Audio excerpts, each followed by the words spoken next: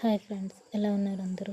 ఈరోజైతే కొబ్బరి ఉండలండి ఎట్లా చేయాలో, ఎలా ప్రిపేర్ చేయాలో చూద్దాం రండి.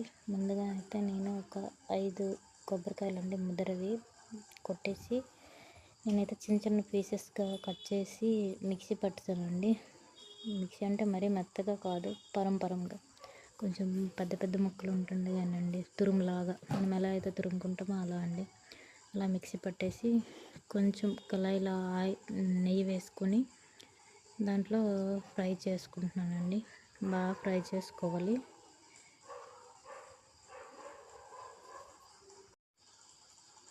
చూడండి, బెల్లం పాకం నేనైతే అదే కళాయిలో కొబ్బరి అనేది ఫ్రై అయినాక పక్క పెట్టుకొని అదే కళాయిలో ఒక 10 కొబ్బరికాయలు కండి ఒక 3/4 kg బెల్లం తీసుకున్నాను. ఇవ్వండి, కొంచెం బాగా మరగపెట్టుకున్నాక ఒక 4 ఇలాచీ వేసుకొని పాకం వచ్చేంత వరకు బాగా బెల్లం అనేది మరగపెడుతున్నాను. ఈ బెల్లం ఏంటంటే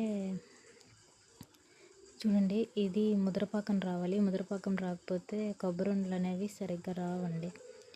ఈ బెల్లం అనేది చిన్నది తీసుకొని గంటతోని వాటర్లో వేసుకొని చూస్తే అది వాటర్లో బెల్లం అనేది అలాగే స్టిక్ అయి ఉంటుంది, కొంచెం గట్టిగా ఉంటుంది. అప్పుడు ఏమంటే ముద్రపాకం వచ్చేటట్టు అండి. ఈసారి నేను చూపిస్తాను. పాకం వచ్చేటప్పుడు ముద్రపాకం వస్తేనే అండి కొబ్బరి ఉండలు అనేది బాగా వస్తాయి గట్టిగా, లేదు అంటే మెత్తగా జారుగా ఉంటాయి.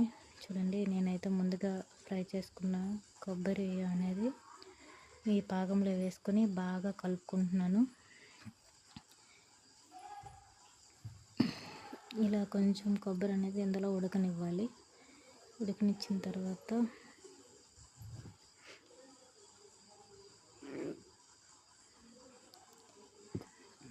నేనైతే బాగా ఫ్రై చేసుకుంటున్నాను. మా పాప మధ్య మధ్యలో చిన్న సౌండ్లు చేస్తుంది, మీరు భయపడద్దు.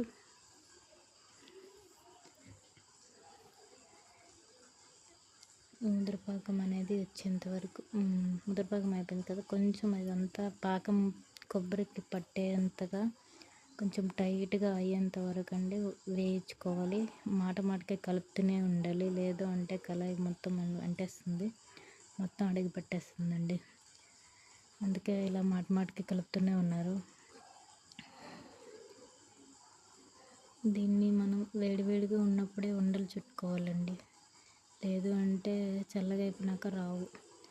చూడండి, అయిపోయినాక పక్కన పెట్టేసి వేడివేడిగా ఉన్నప్పుడు ఇదిగోండి ఉండలు చుట్టుకున్నాను. ఉండలు చుట్టేటప్పుడు వీడియో తీయలేదు, మర్చిపోయాను.